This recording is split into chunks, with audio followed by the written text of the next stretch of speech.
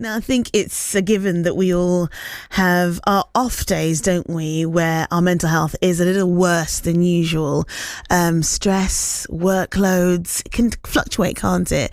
Maybe our relationships can have their ups and downs as well. Even the weather, we've had some great weather, and then today it's just a bit miserable out, isn't it? And that can affect our mood, our mental health. All this week is Mental Health Awareness Week, which is all about raising awareness for our mental health and how it affects our lives.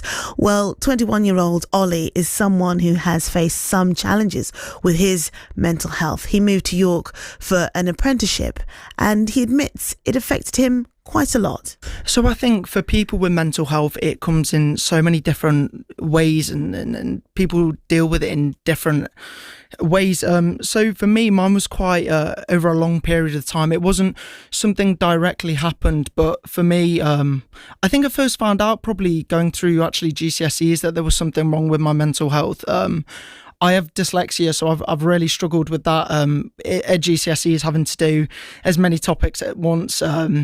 As a dyslexic, it was so hard for me just to trying to compete or against my friends and stuff, and so that was one area that I really struggled with. But I've obviously since then, at quite key points in my life, we've had COVID, so that was massive for me. So from the ages I was 16, 17, 18, such key points in my life where I wasn't able to see my friends, and we were doing all of this education online, and you couldn't see the people that you would necessarily see all the time. So that's kind of where I realised that it first started, and so it was actually at quite a young age for me, so probably about 16.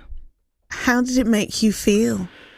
So I think with it is difficult, because when I was going through my mental health, for me, and especially it was probably at worst time when I moved up to York. So I moved away from my family when I probably needed them the most, and for me it was when I moved to York, and I was obviously on my apprenticeship. I was trying to block out this damaged person that I was hurting in reality, and I was massively struggling. And for me, I was trying to put that behind me, and I didn't want people up here to see that. I didn't want my friends, my colleagues to see actually that I am a little bit broken. And for me, that's been the hardest thing, is actually in the last 20 months, kind of being up in York and with my friends, is kind of getting through that stigma for myself, was from kind of hiding away that side of me, because, and I've spoken to them since, and even they said to me they just wish I'd come to them originally and opened up earlier, because they would rather that I had come to them earlier and been myself. So yeah, that's something I really struggled with, was kind of trying to hide my true identity, because I was I was ashamed of actually the struggles that I was going through. Can you put your finger on what was causing it? You said you were away from your family. I'm just wondering, were you lonely? And I think, yeah, when I moved up to York, I moved away from my family. I moved into a shared house. So I was living, and this was when I was 20 years old. I was living with 6 people I didn't know, age ranged from 30 plus. So when I kind of went back home, it wasn't really my own home. I didn't really feel like the place that I lived at was really actually my own home. I felt more at home while I was at work rather than when I actually went home in the evening. So that was something I really struggled with, kind of, especially you move away from being there with your brothers, your sisters, your family, and then just moving into a home where you're with so many people you don't know. It's really hard. It's that transition in life when you're going from being, I suppose, a child into adulthood, would you say? Yeah, and I think that for me was a really big thing. That transition, like you said, I was struggling before I came to York, and then on top of then such a big life change, going into a full-time job, meeting new friends, meeting new colleagues, it was such a big transition. And I just don't think even I'd done jobs in Nottingham where I lived originally, but nothing kind of could prepare me from moving so far away from my family. When did you decide to get help? So for me, I think I let my mental health over such a long period of time kind of get on top of me, and for me it was it became kind of standard that I wouldn't feel okay. So, and this was probably at the point where this was like a year it happened, where I'd wake up every morning, I'd go to bed, and I wouldn't feel myself, and that became such the norm that I actually didn't know what feeling okay was. There wasn't a point over that period of time actually where I think I'd actually lost myself completely at that point. And I think that's when I decided that it was really time to open up to people and kind of look for that support, because I think the point when you're a 20-year-old boy especially, and you feel so lost within yourself, it was really hard. And that was the point for me where I thought I need to go out and kind of get help for what I was struggling with. How easy or how hard did you find it to take that first step and actually open up for the first time? So, and I think this is the hardest part to talk about. So it was probably 14 months ago that I finally, after so long of struggling and being lost, I finally opened up to my mum and dad on the phone. So there was one night I was just sat in the house and I was like, I need to get help with this, because like I said, the thoughts and the dark thoughts that I was dealing with and really, really struggling with, and they were so normal to me, and having to then kind of speak to your mum and dad about these thoughts that were so normal to you but so sad for them to hear, that was a massive, it was the hardest thing I've ever had to do, open up to my parents about those thoughts and actually how much I had been struggling without them realising. And like they said to me, I asked them afterwards, actually, are you upset that I'm like this? And they said the only thing we're upset about is that you didn't reach out earlier. And that was I'm so lucky with my parents, the most supportive people, and throughout my journey with my mental health, they've been there constantly, and I'm so lucky just to have had them by my side. Ollie, do you feel comfortable about sharing that conversation and don't feel pressured to do? What did you say to them? So I think it was just one of those conversations where it was like you call them and there's just a bit of silence, because you get that confidence to call them, and then it's shall I do this or shall I not do this? So I kind of opened up to them actually about there were times that I didn't really necessarily want to be here anymore, and I explained to them that had happened, and that's how I felt. Like I'd go to bed most nights considering whether being here was actually worth it. And I think opening up about something like that to your parents is something else. And yeah, no, like I said, my parents, I think more than anything, because they're down in Nottingham, they were just worried about me, and that conversation really did spur it. And I think with the responses my parents kind of gave back to me saying, actually, the way you're feeling really isn't okay. You should need to go and get help. That conversation was a really hard one to have to approach my parents with. That's 21-year-old Ollie, and some of the things really made me think about, that transition that you go through from childhood to adulthood, and you expect it to be this incredible thing, and you're constantly out partying and enjoying yourself, but actually sometimes it is just really scary, and sometimes it's not as fun as you expected it to be. I remember going through exactly the same, and actually even now I'm in my 40s, you have those times when things are great, and sometimes when they're not so great. We all get affected in different ways, and sometimes our mental health is great, and sometimes it isn't. If you've been affected by anything you've heard, you can find useful contacts via our BBC Action Line. Just go to bbc.co.uk/action line for help with a range of different issues as well. There's also a free phone line as well, 08000 155 998 as well. More from Ollie in a little bit, and he's got some great advice as well. He's been getting a lot of help from Menfulness, which is a charity in York. We'll catch up with Ollie in about 10 minutes time. So we all need a little extra support sometimes, don't we? Whether it's physically or mentally. It's Mental Health Awareness Week all week, and it's about raising that awareness, and actually, I think more importantly, reducing the stigma around mental health. And I've been speaking to Ollie, who started struggling with his mental health when he moved to York away from his family for an apprenticeship. And he's been telling me how he got the help he needed. I kind of went out and tried to find my own help. So I had some really great colleagues and friends who could advise me on where I could go and where I could get help. So I went into 2 lots counselling last year, incredible.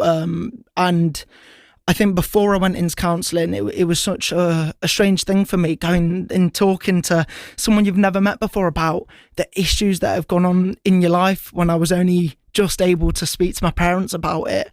But yeah, I really couldn't recommend it enough. I think counselling, and this isn't just for people who are struggling, I think it's such a great system. And really, if you ever just even have that little doubt about getting it, I couldn't recommend it more, going out your way and getting some help. And you've also got help from your Menfulness as well. How helpful were they to you? So for people listening in now, Menfulness is a brilliant mental health charity located in York.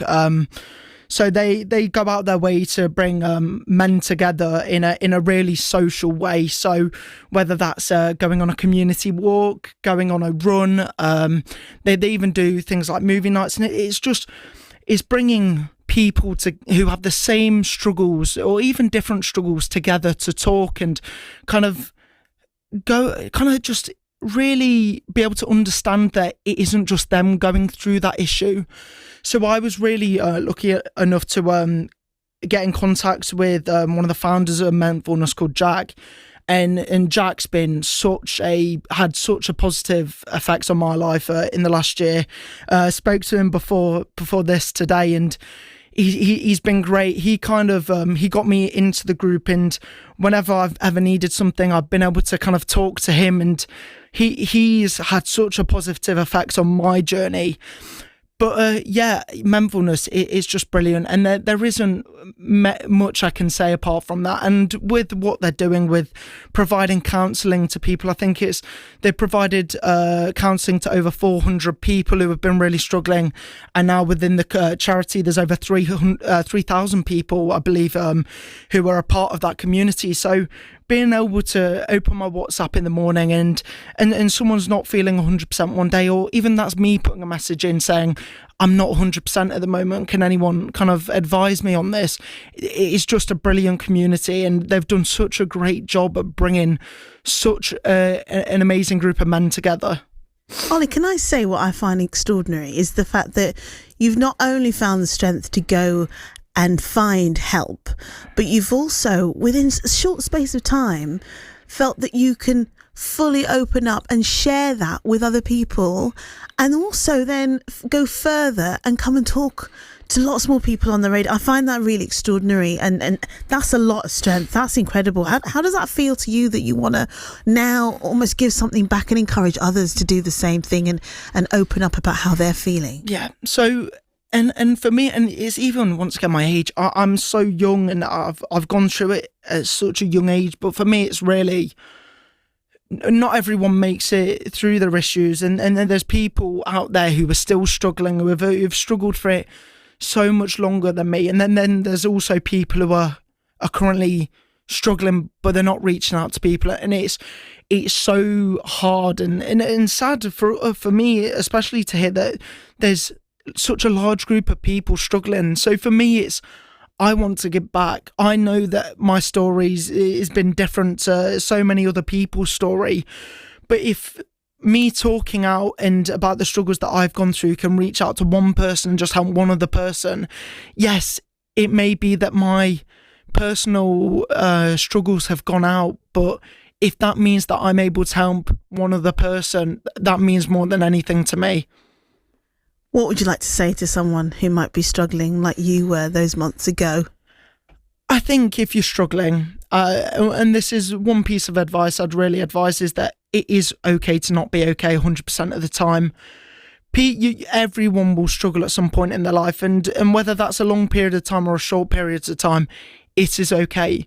But if you are listening to this now and you're at that point where you're not quite sure whether anyone there is there in your life to kind of talk out to, just know on the loneliest days, there will always be someone there for you, whether that's family, friends, colleagues, because they'd rather you talk out about the issues and the struggles you're going through than keep them in and build them up and know that you're constantly struggling with these issues because you're worried about what other people would say. Isn't that incredible? What he said just then. Just know that on the loneliest days, there'll be somebody out there to talk to you. Isn't that incredible what he said there? And I must admit, when I met Ollie, when he said that, it brought me to tears. I was not expecting that from him, especially when he's only just been to seek help himself. And I honestly find that extraordinary, because it is tough to ask for help, but then to then go out and then talk to somebody on the radio and share that story, that takes something else. It really, really does. Ollie, I am so grateful for you coming in to talk to me, to share your story, and therefore helping other people. There have been people coming in, actually messaging in to say how touched they've been by you sharing your story. This has come in from Menfulness this morning. They're saying, thank you so much for talking to our Ollie this morning. It's so important to speak about this subject matter. Thank you so much, the team at Menfulness. This has come in from Nick in Moulton. He says, hi, Joe and Anita. I think we have to talk about mental health and end the stigma. Nick, thank you very much for your message this morning. And this is from Jen, who I think is Ollie's mum. It says, just listening to your interview with our son Ollie, in floods of tears, but so proud he shared this with you to help others. And I genuinely think, Jen, he really has. He's incredible. He really is. It's incredible what he's done today, to share his story, because it's tough to talk about things like this, but hopefully, and actually not hopefully, I think what he's done has meant that I think there's somebody out there who's going to reach out and ask for help. I genuinely believe that. I really do. And not just somebody who's the same age as him, but even somebody who's older, who is feeling maybe that they're struggling today. And I think that's what this week is about. Absolutely brilliant stuff. Listen, if you've been affected by anything you've heard, you can find useful contacts via the BBC Action Line. Go to bbc.co.uk/action line for help, useful range of issues, as they're there to help you. You're listening to Joe and Anita. It's BBC Radio York.